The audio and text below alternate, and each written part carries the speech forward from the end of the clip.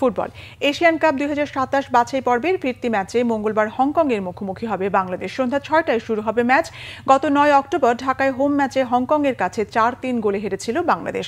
হংকংয়ের কাছে ওই পরাজয় গ্রুপ সি থেকে চূড়ান্ত পর্বে খেলার আশা শেষ বাংলাদেশের। এখন গ্রুপে অবশিষ্ট ম্যাচগুলোতে যতটা সম্ভব ভালো রেজাল্ট করে ফিফা র্যাঙ্কিংয়ে উন্নতি করাই লক্ষ্য বাংলাদেশের। সি গ্রুপে 4 দলের লড়াইয়ে 3 ম্যাচে মাত্র 1 পয়েন্ট নিয়ে সবার নিচে জামাল হামজারা, আর বাংলাদেশকে হারিয়ে 3 ম্যাচে 7 পয়েন্ট নিয়ে গ্রুপের শীর্ষে হংকং।